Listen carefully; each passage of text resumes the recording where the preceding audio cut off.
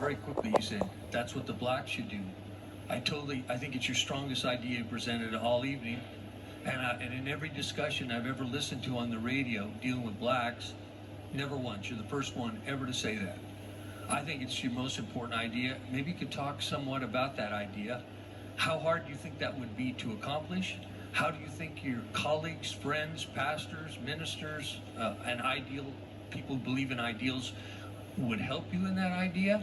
Well, I tried for 36 years as a pastor, and I had success in our church, limited in an urban setting. What's possible in an urban setting is not as possible. Well, let me say this, reverse that.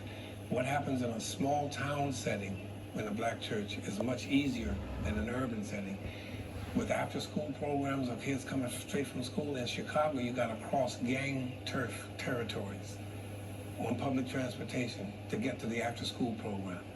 And that's what made it not as successful in our church as it could have been had we been in a smaller town. Other pastors, I never could get any interest with other pastors in 36 years.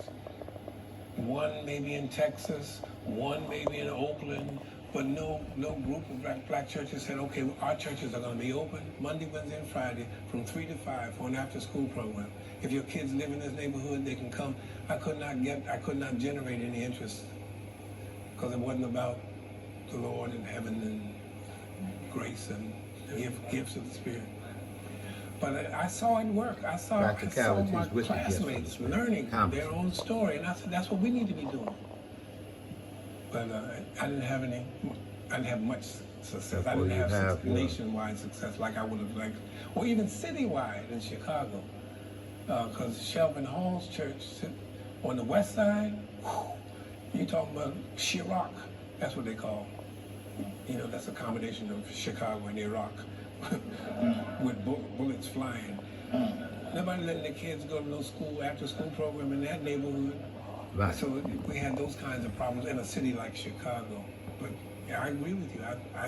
I thought it was a perfect idea because, I mean, it's what my parents made us do, go learn. Stop talking about what they're not teaching in school, go in the library and learn it yourself. Go read. Right.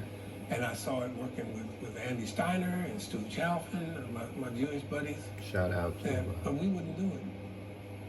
Not even in Philadelphia when I was growing up, did I see it happen on a wide, citywide or nationwide basis. But I agree totally that I think that's something that the church of today, the millennial church especially, should be doing.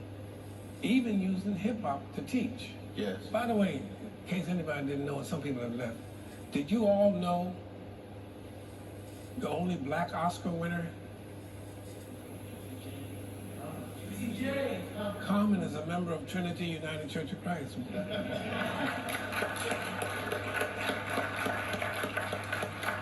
Born and raised in our church. Dr. Wright, thank you. My name is Walter Brooks. That's Brooks' name. I'm a preacher's kid, raised